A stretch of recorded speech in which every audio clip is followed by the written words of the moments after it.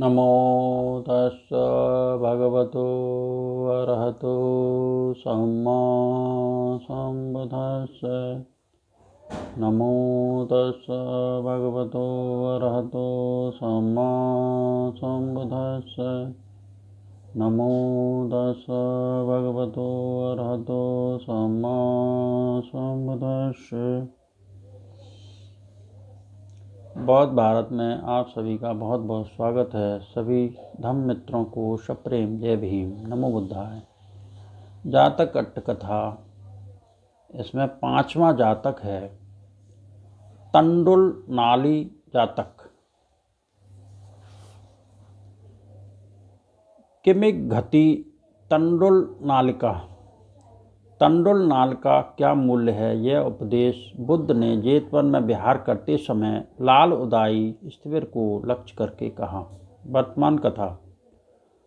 उस समय आयुष्मान मल्लपुत्र दब्ब संघ के भोजन प्रबंधक भत्तुदेशक थे। प्रातःकाल भोजन की शलाकाएँ गृहस्थ के यहाँ सीमित संख्यक भिक्षुओं का निमंत्रण होने पर भिक्षु चयन हेतु पेंसिल के समान काष्ठ की शलाका प्रयुक्त होती थी। बांटते समय लाल उदाई स्थिविर को किसी दिन अच्छा भोजन मिलता, किसी दिन खराब। जिस दिन उन्हें खराब भोजन मिलता वह भोजन शाला का वितरण स्थान पर व्यवधान उपस्थित करते और कहते, क्या दब्ब ही शलाका देना जानता है? हम नहीं जानते। उसके शलाका स्थान पर व्यवधान करने से शलाकाओं की टोकरी उसको ही दे दी गई। हंत लो, तुम शलाकाएँ बांटो। उस दिन से वह संघ को भोजन की शलाकाएँ बांटने लगा। बांटते समय वह नहीं जानता था यह अच्छे भोजन की शलाका है और यह खराब भोजन की शलाका। यह भी नहीं जानता था अमुक वर्ष उपसंपदा के आधार पर भिक्षु की आयु गणित होती थी कि आयु तक के भिक्षुओं को अच्छा भात दिया जा चुका है और अमुक वर्ष की आयु तक के भिक्षुओं को खराब। अमुक वर्षों की सीमा ठितिका करते हुए अमुक वर्ष तक आयु की सीमा समाप्त हो चुकी, यह विचार नहीं रखता था।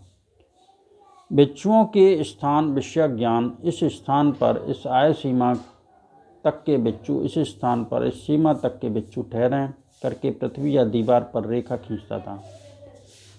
दूसरे दिन शलाका स्थान में भिक्षु पहले दिन से कम अधिक हो जाते, उनके कम होने पर रेखा नीचे हो जाती, अधिक होने पर ऊपर। वह सीमा ठितिका बिना विचारे रेखा अथवा चिन्ह के अनुसार शलाका बांटता। तब उसे भिक्षु कहते, आयुष्मान लाल उदाई रेखा चाहे ऊपर हो चाहे नीचे, लेकिन अच्छे भोजन प्राप्त हो जाने की सीमा अमुक वर्ष के भिक्षुओं तक है और खराब भोजन प्राप्त हो जाने की सीमा अमुक वर्ष के भिक्षुओं तक। लाल उदाई खींच कर उत्तर देता, जब ऐसा है तो यह रेखा यहाँ किस लिए? मैं क्या तुम्हारा विश्वास करूँ? मैं तो इस रेखा का विश्वास करूँगा। तब नए भिक्षुओं ने और श्रामणेरों ने उसे, आयुष्मान लाल उदाई, तेरे शलाका बांटने पर भिक्षुओं को लाभ के स्थान पर हानि होती है, तो बांटने योग्य नहीं, यहाँ से निकल।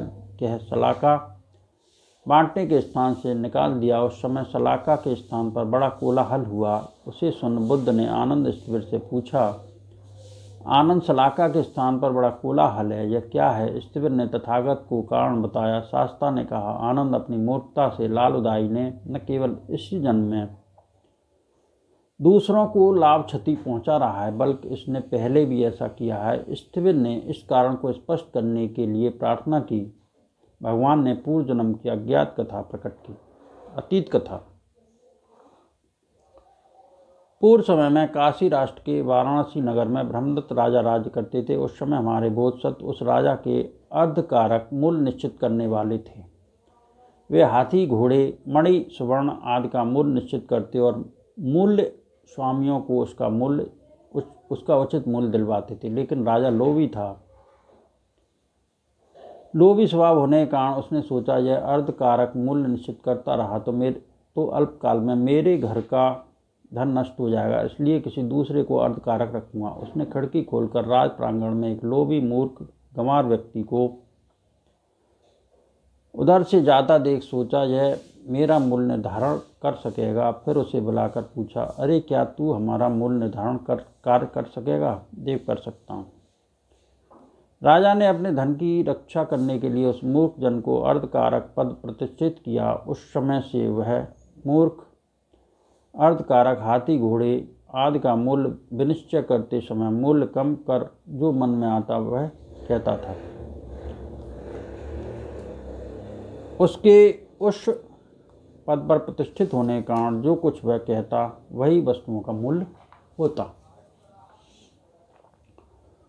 उस समय एक सरहद्दी उत्तरापथ का घोड़े का व्यवसायी 500 घोड़े लेकर आया। राजा ने उस व्यक्ति को मूर्ख अर्धकारक बनाकर घोड़ों का मूल्य निश्चय करवाया। उसने 500 घोड़े का मूल्य 1 तंडुल नाल का निर्धारित किया और फिर घोड़ों के व्यापारी को 1 तंडुल नाल का दे दो कह घोड़ों को राज की अश्वशाला में भिजवा दिया।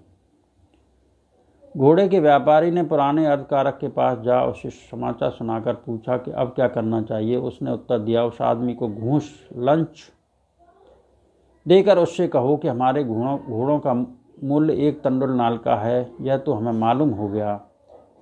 अब हम यह जानना चाहते हैं कि आपसे जो तंडुल नाल का मिली है उसका क्या मूल्य है।